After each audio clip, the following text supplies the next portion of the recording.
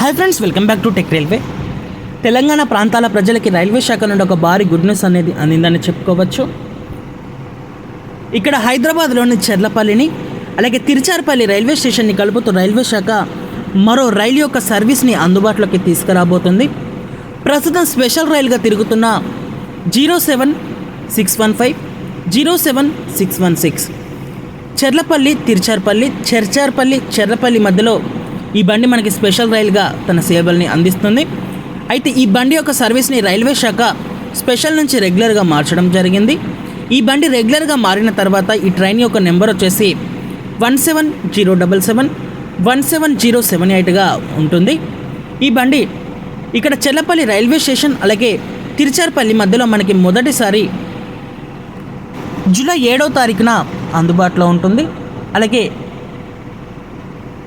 తిరుచార్పల్లి చెర్లపల్లి మధ్యలో జూలై 8వ తారీఖున ఈ బండి మనకి మొదటిసారి అందుబాటులో ఉంటుంది. ప్రయాణికులు గమనించగలరు. అలాగే చెర్లపల్లి తిరుచార్పల్లి మధ్యలో ఈ బండి మనకి మంగళవారం రోజు, చెర్లపల్లి మధ్యలో ఈ బండి మనకి బుధవారం రోజు అందుబాటులో ఉంటుంది. అరుణాచలం వెళ్ళే భక్తులకి ఈ బండి చాలా కన్వీనియంట్గా ఉండనుంది. తెలంగాణ నుంచి రెగ్యులర్ సర్వీసులు అనేవి అరుణాచలంకి చాలా తక్కువగా ఉంటాయి.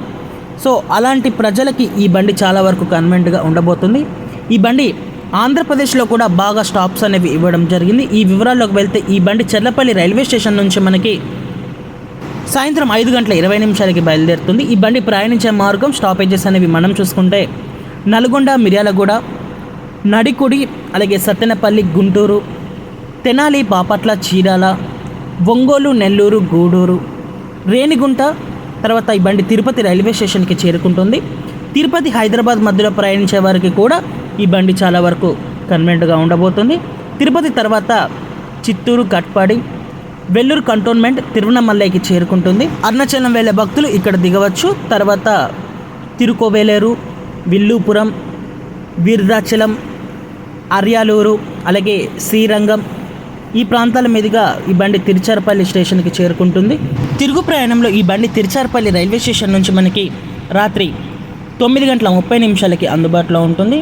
ఈ బండి ఇవే స్టాప్స్లలో ఆగుతూ మరుసటి రోజు ఇక్కడ 9:30 చెర్లపల్లికి చేరుకుంటుంది. ప్రయాణికులు గమనించగలరు.